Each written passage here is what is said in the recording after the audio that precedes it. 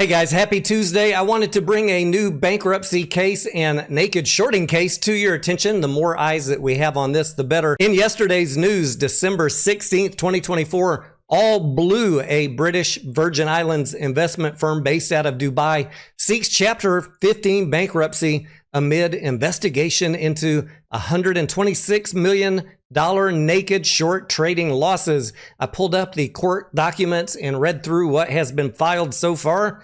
Let's talk about it in this video.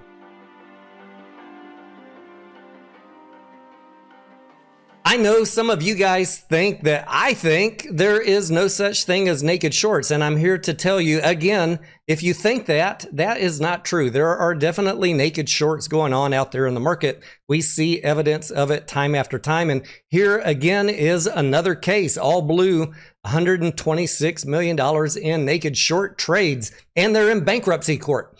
What I won't do on this channel is tell you there are billions or trillions of fake shares out there on any company you're investing in, and urge you to ignore the financials of the company, basing your investment strategy just on the naked short theory, because the financials of the company are the short-term driving factor of what the company is going to do, especially if it is a money-losing company. You could be diluted. The company might need to raise cash. The company might even file bankruptcy.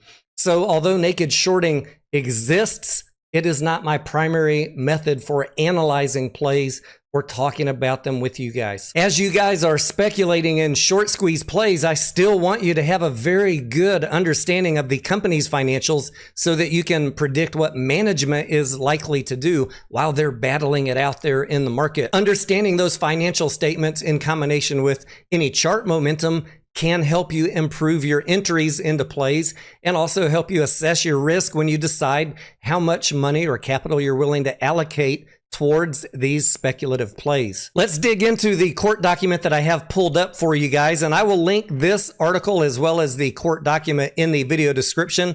Please feel free to go check those out yourselves.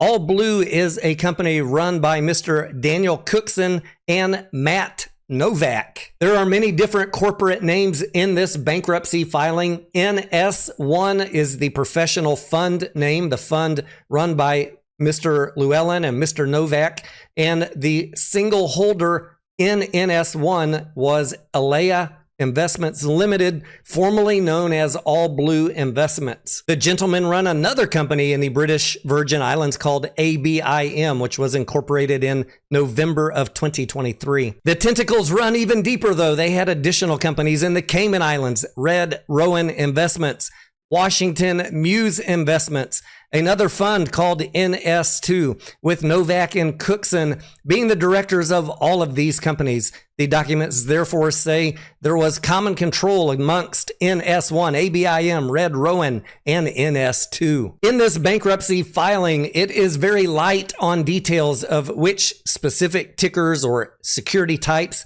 were shorted by this company. The only one that is mentioned in any detail is DWAC, formerly known as Trump Media. The document goes on to say that initially Red Rowan Company had committed an investment into DWAC before it completed the SPAC merger process. However, DWAC failed to achieve its business combination within the necessary time frame, and thus the subscription amounts that Red Rowan had committed to were canceled. Now, that is not really any evidence of naked shorting, so let's press on in this document. Apparently, in February 2024, the directors of the company again invested in DWAC, this time allocating the investment to their fund NS2, and based on NS2's holding position stated in the registration statement and the closing price of TMTG in April of 2024, the bankruptcy liquidators of this case estimate that NS2 received TMTG shares valued at approximately $185 million. The second connection that this company has with DWAC is that in October of 2022, they agreed to provide a convertible loan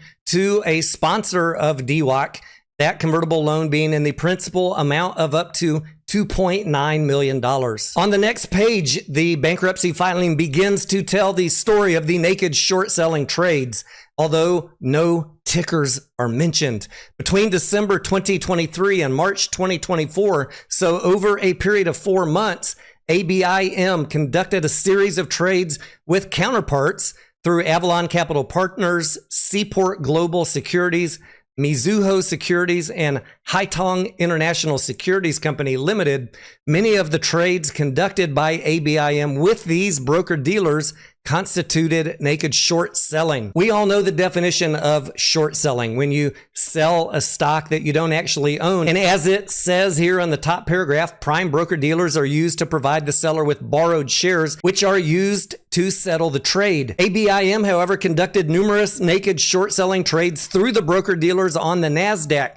Neither ABIM nor NS1 had sufficient cash or stock to cover the trades, and when they could not deliver borrowed stock, the broker dealers were left to cover the foreign debtors' losses. By March 27, 2024, All Blue, the foreign debtor, had incurred $126.7 million in liabilities to these broker dealers, as the broker dealers were forced to settle the naked short trades. One of the obvious questions I have, and I'm sure you guys have too, is how are these guys able to naked short sell stuff without a promise from somebody that they're going to loan them the shares? This is blatant criminality. Naked short selling without owning the stock, without having a borrow, and without having the cash to cover the trade, to settle it. The circumstances of these naked short selling trades raise numerous questions that the liquidators are investigating, particularly the movement of trades across 4 distinct broker dealers,